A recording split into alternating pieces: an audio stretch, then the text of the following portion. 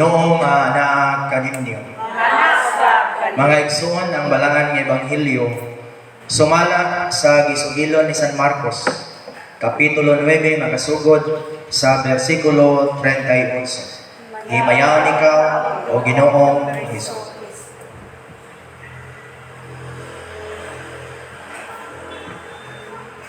Si Juan mingon kaniya, magtutudlo.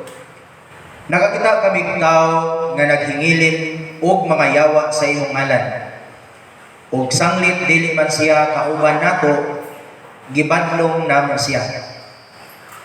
Si Jesus mitubag, ayaw ninyo siya pagdidi, kay walay tao nga maghimog milagro sa akong ngalan nga makasultig daotan bahin kanako. Kayang dili bato kanato, dapig kanato.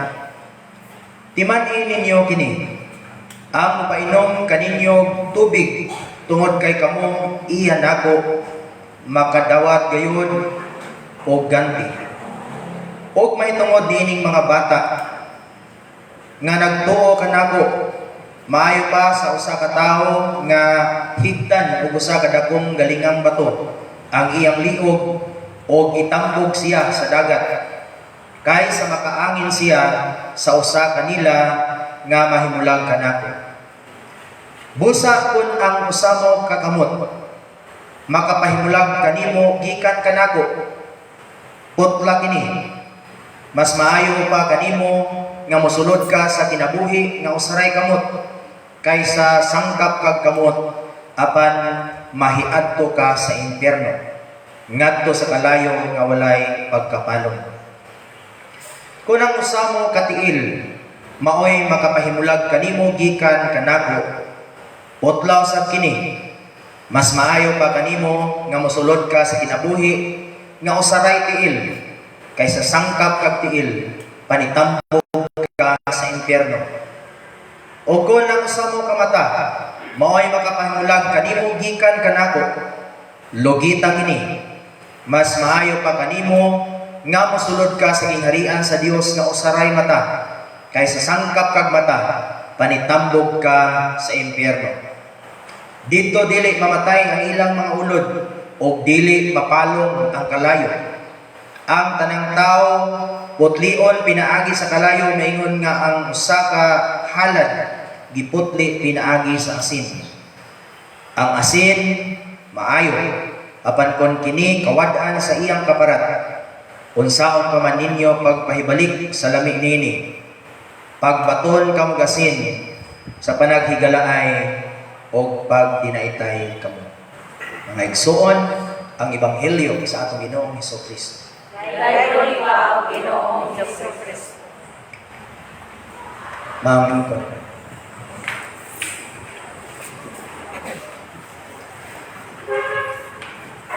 Ang kahiusahan, taliwala sa kalahingan. Sa ngalang samahan, Anak, si Espiritu Santo. Amen. Maayong buntag sa tanan. Karon ang ika-napulog siyam nga Domingo human sa Pentecostes. Samtang padayon nato ang pagpamalandong sa mga pulo nga magahatag kanato og padayon usab nga gabayan diha sa atong pagkinabuhi isip iyang mga sumusunod o mga sumusunod sa Dios.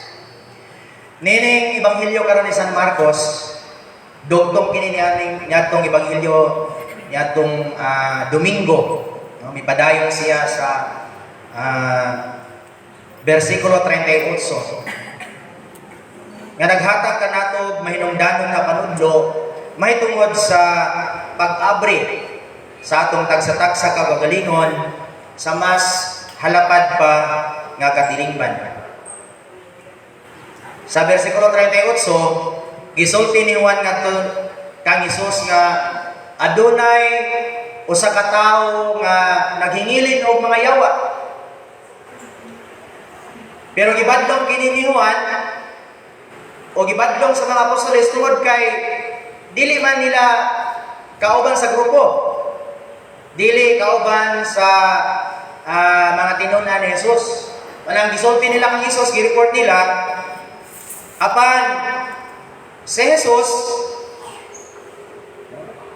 nagtubag niining mao nga inquiry ni Juan.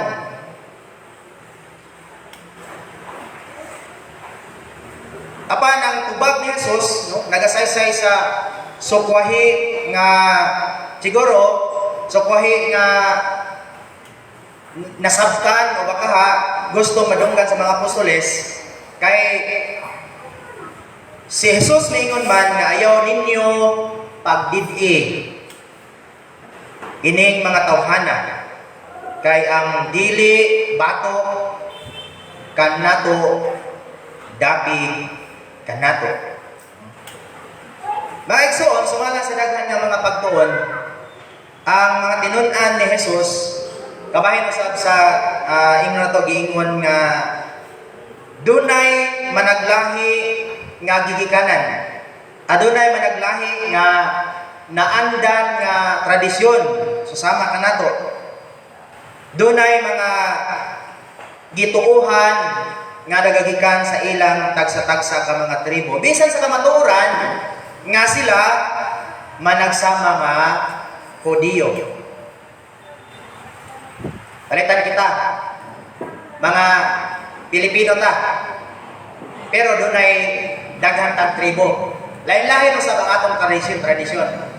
Bisan gani din sa atong lugar din sa Hipos, ang atong tagsa-tagsa ng panimalay, doon ay managlahi nga kanabitang balaod sa ilang panimalay. Hinahanglan kamo, inaniha. Ang mapod, lahi po ng inyong pagtuo. Susama sa mga apostoles, ay nani po ng ilang nadakan. Pero nagtigong sila, nahimo sila mga sumusunod sa Dios nga managlahi ang ilang gigikanan. Nya mga Hudiyo ni atong panahon aduna pay nasinatian nga daghan nga mga kalisdanan. Ilabi na tungod sa pagpanglubig sa kamot sa mga Romano.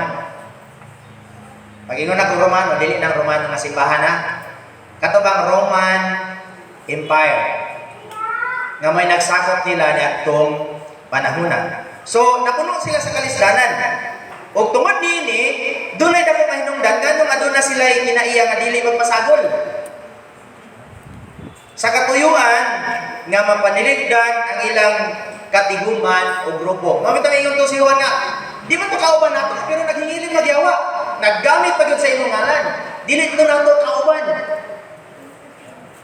Mo nang agresibo si Juan mismo nga, likod nato to kauban nga nung naghingilin na siya. So dili pwede. Sa ilang una-una, aron na gayon siguro, mamahimong ino nato maprotektahan ng ilang band of the apostles. Napatik silang una-una nga sila na gayod ang gipili nga mamahimong tinun-an ni Jesus. Mao kini nga yugto sa ilang pagkatinunan, gusto nilang siradan ang maong nga grupo nga kung dunay magbuhat og ino nato kaayuhan nga dili kauban nila ilang didan, ilang badlongon. Muna ang ilang napatik sa ilang una-una. Siguro sa laing bahin, kini nga kinaiya, gusto nilang maprotektahan usab ang ilang pagtuo sa dili nila kaila o kauban. Doon naman po siguro ino nato ang nindot siya nga intensyon. Pan kini nga gawi, doon na kini connection mahitungod sa literal nato nga pagsabot nga sumusunod. Nga buti pasabot kadto lamang nagpunay sunod ni Jesus sa matag adlaw kung asa si adto, mura to siguro ang ingnon nila nga sumusunod. Literal kini nga pagsabot sa pag-ingon nato mga sumusunod ni Jesus. Pan mga igsoon, kini nga ideya, kini nga panguna-una, kini nga panglantaw, giguba ni Jesus sa maong hamubo o limitado nga panlantaw sa hisgutanan nga sumusunod sa Dios. Iyang gitudlo kanila nga ang paghimo og maayo Ilabi na ang paggamit sa iyang ngalan. Mao ang iyang katuyuan. Marabaw, kung siguro kung kita ko'y manubag, anong gibadlong man nimo to nga, nagamit mo ka sa ngalan. Pwede po inon nato nga, marag nagsilos ang mga apostoles. Kaya doon ay mga laing tao na nagamit sa ngalan ni Jesus. Pan mga igsoon, ang katungod sa paggamit sa ngalan ni Jesus, dili lang kini katungod sa usa lamang ka grupo. O sa lamang ka katiguman, o sa lamang ka simbahan. Nga moingon ako sa kasimbahan nga kamera, wala lain pa. Kung dili mo muban ka namo, di mo maluwas. Ang paggamit sa ngalan ni Jesus, wala ingon si Jesus nga kamura gyud. Kung dili ato ang tanan nga katungod. As long as gigamit nato kini sa kaayo. Ang mata ko sa nagpakita sa buhat og kaluoy, kaayo, o uban pang maayong butang ngadto sa igisig kaingon, wala na mahimulag, dili kini layo, wala kini nalihis sa kabubuton sa Dios. Hinunua, mga igsuon, kabahin kini sa dakong misyon sa Dios sa tibuok o sa kinatibuk-an. Nga dili lang siya sa partikular nga lugar. Dili lang siya sa usa ka simbahan, dili lang siya sa usa ka grupo. Kundi kabahin kini sila sa kinatibuk-ang misyon sa Dios. Gihulagway ni Jesus nining bahina nga sa mga mata sa Ginoo ang matagbuhat sa kaluoy, paghigugma, pagtuo, o guban pangbuhat sa kaayo, wala nagkinahanglan nga kinahanglan kauban gyud taha. O baka ang buhat sa kaayo kinahanglan nga kita ra gyud magbuha. Kung dunay magbuhat og lain, dili to pwede. Kadili sa eksklusibo nga panguna-una. Ang tanang buhat nga maayo nagabatay o nagaangkla kini sa kabubuton sa Dios bisan dili kauban. Mo na kung unsa man ang isulti kaayo, kung unsa man ang isulti sa uban nga maayo, bisan dili na to kauban, kinahanglang respetuhon, ilhon, o dawaton. As long as maayo ang iyahang isulti. Sa panahon na nato karon, kining bahina sa kasulatan adunay lalong nga mensahe alang kanato. Dili lang ni mahitungod sa hisgutanan sa mga apostoles. Alang sa kanato, ilabi na niining atong panahon karon nga na puno kita sa pagkabahin-bahin. Ang atong katilingban kolor din na. Kung dili ka yellow, di ka kauban. Kung di ka pula, di ka kauban. Kung di ka green, di ka kauban. Color coding ang atong katilingban. Napuno siya sa pagkabahin-bahin. O dili lang kana. Nabahin sa kita sa daghan nga mga denominasyon. Nabahin-bahin kita sa atong mga prinsipyo bisan usa kita ka simbahan, lain-lain ang atong prinsipyo sa kinabuhi. Naapa din nga lain-lain ang atong gidaktan nga panimalay. Ang atong mga tribo. Na kami nga mga bulanon, paano mi? Ija, ako mi. Ngayon po ang mga ilongwa, nasa amin niya ang kwarta, ginapiko, ginapala. Sa mga Bisaya, ako po. O, sa mga mo. Wag yun mo. Kamusta mga ka? Wag yun mo. Atong kasagaran nga may panglantaw, o may panglantaw nato, nga barabag, tungod nini nga mga division sa itong kinabuhi, marabag ang laing tao, nga di na ito kauban, mahimo siyang kakupitensya na ito. Mahimo siyang, ino na ito nga, kontra, o kaha, kumusulti siya, sayo, nga naman. Di naman kung siya parehas na itong relihiyon. Kana siya, kung ano na, ipay mo na, kana siya, bunagin mo na, kana siya, INC mo na, kana siya, Roman Catholic mo na. No, sakto, ilaha po ito. Pero dili kinahanglan nga atong kontrahon as long as ang ilang ginahimo nagsubay sa kabubuton sa Dios. Maliko nato atong respetuhon, ilhon, dawaton ang mao nga mga maayong butang. Sa katilingban nato karon, daghan nga mga grupo sa katawhan nga adunay panawagan. Dili lang simbahan, no? Daghang mga grupo. Tanang gitawag nato nga mga NGO, non-government organization. Madaghan nga mga grupo nga ino nato kung kita nagsangyaw sa mga ang kabos, atong tabangan sila pod, atong tabangan ang kabos. Pero di sila nato kauban. Doon ay mga tao na nawagan sa katungod sa mga mamumuo, mga mangingisda, mga mag-uuma, mga migrante o iban pang panawagan may tungod sa kaluoy, labi na sa mga kaigsuonan natong mga lumad. Panbisan pa man dili sila kauban nato mga igsuon, wala sila nato kauban sa pagsimba, dili gud pasabot nga sayok sila. So sama sa una ni Juan nga, sayok to, gidida na mo to kay di nato kauban. Bisan pa man og wala sila nagsampit sa ngalan sa Ginoo nga atong giila. Kaya kung bang Ginoo lahi mo ngalan. Kung nagsampit ni kag-ala, di sayop na sila kay ala ila. Kung nagsampit ni siya magbabaya, sayop na siya kay magbabaya niya. Dili gyud diha Jesus. Bisan pa man wala siya nagsampit sa ngalan sa Ginoo nga atong gituohan, dili gud pasabot nga ato sila mga kontra o lahi sila o sayop sila kaysa ato. Usa ra gyud ang purpose nganong gisulti kini ni Jesus.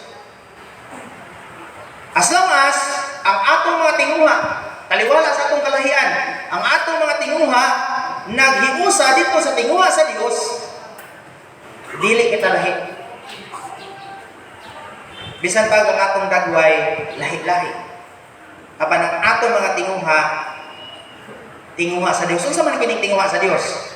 Ang tinguha sa Dios, mao gyud ang paghigugma sa isig katawo, pagprotekta o pagpreserba sa dignidad ng sa matag usa.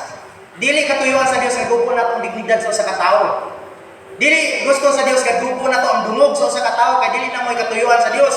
Ang katuyuan sa Dios mao ang pagprotekta, pagpreserbar sa dignidad sa tawo o sa tibuok niya kabuhatan. Bisag mga ulod, kinahanglan protektahan. Kaya kumuha na yung ulod, yung saan lang ta. Manimaho na ta. May gani kayo na yung ulod mo kaon sa mga baho. Di ba? Bisan sa usang mga butang, ingon na to nga, gibuhat sa Dios nga adunay kabahin des kabuhatan niya, kinahanglan natong protektahan. Pero kung kadtong mga tao nga nagguba, wala nagprotekta, sila tong gitawag nato nga mga kaaway. Nga naman, wala man nila sundang tinguha sa Dios. Bisang pagkinsa pa na siya. Bisang pagkauban pa nato nga wala magprotekta, nagpreserba sa dignidad sa tao, ato yun ang sultihan nga sayo ang iya. Unsa man ang atong panawagan nining maong ebanghelyo karon? Sa Marcos kapitulo 9 bersikulo 40, gipaklaro niya, no? Kay ang dili batok kanato, dapig kanato. Dili lang kinisimpleng pagtubag sa pangutana sa iyang mga tinunan, kundi usaw-usab kini kadakong hagit kanato no, sa atong panahon karon sa pag-aghat sa atong kaugalingon, sa pag-abri sa atong mga kasing-kasing o sa labutan, sa pagdawat sa mga tao nga dili nato kauban apan adunay managsama ang mga tinguha. Naglantaw alang sa kausaban, kaangayan sa atong katilingban nga mausab ang tinguha sa Dios. Ang paghimo og maayo, pagpasibaw sa kamatuoran, ug uban pang buhat nga may kalambigitan sa pagigugma sa atong isig kaingon ug sa tibuok inaiyahan, dili angay limitahan ang atong kaugalingon sa pakigdugtong kanila. Kanindot ana nga panlitan dunay mga tao nga naghistorya usab nga kami para sa Dios ug sa nasod. Nya nga ipay para sa Dios ug nasod mo pod. O parehas ka. Gawas lang kung para sa Dios ug sa yawa ilaha kay dito mo ba? Tanong kita ng pagkakas. Kung amo ti pasabot kung managsama ang atong slogan, managsama ang atong panglantaw. Nga ang atong panglantaw mo ang kahiusahan. Taliwala nga lahi-lahi ang atong background sa kinabuhi. Kinahanglan natong makigdugtong kanila. Nga naman, kung ano plano sa Dios, isa ayon nga pagdidi. Igamit man kanila kung ngalan. Tapos kung laing ngalan ang ilang igamit, ayon nga nagdidi. Ang dili batok kanato dapi kanato. So pagpasibaw dahil sa tinuod nga kabaguhan mga igsuon, usa dahil ka kolektibo, dili lang kita, dili lang ang unon sa usa ka partikular nga simbahan. Dili lang ang unon sa usa ka partikular nga grupo. Pagkanindot pag-abot sa panahon nga ang tanang simbahan maghiusa na. Kana bitang gituuhan nato sa atong credo nga nagatuo kita sa usa. Haan, tuli ka o suli ka nga simbahan. Pagkanindot kung maghiusa na ta. Pero dili man pud kinahanglan yung maghiusa as lawas managsama ang atong intensyon. Hiniusang tinguha o dili alang lamang sa pipila ka mga tao. Dili lang sa usa ka grupo, dili lang alang sa mga adunahan, dili lang alang sa mga dunay mga nakabot nga taas ka edukasyon, dili lang sa atong nakabot nga mga titulo sa kinabuhi, dili lang sa usa ka tribo o sa partikular nga katawhan. Mga igsuon, kung ang atong tinguha gawas ani, mo gawas ani mulihis ni ini nga panglantaw, mahimo lamang kitang mga bakakon. Mahimo lamang kitang tig pakaroningnon. Mahimo lamang kitang masupilon sa atubangan sa Dios. Kung nagsulti kag matuod, nagsulti kag kaayo, pero wala ka nakikigala sa uban nga nagsulti kog kaayo, mahimo kitang bakakon, tig pakaroningnon o padayon nga masupilon diha sa atubangan sa mga mata sa Dios. Hinautong tanong na igsuon nga sa atong padayon nga pagpamalandong mo patigbabaw, mo sibaw, mo og sa patak mo angat ang atong panglantaw dito sa panglantaw nato o tinguhan nato nga wala na limitasyon sa wadon ang tanan nga mga barrier sa atong kinabuhi o sa atong isig katawo. Ang ebanghelyo karon nagsaysay ka nato nga mausab ang gititulo nato nining mao nga sermon. Ug mo kini ang dako nga hagit nato sa seminary gitawag ni Unity amidst diversity. Kahiusahan, taliwala sa kalahian. Sa ngalan sa Mahal, Anak, ug sa Espiritu Santo. Amen.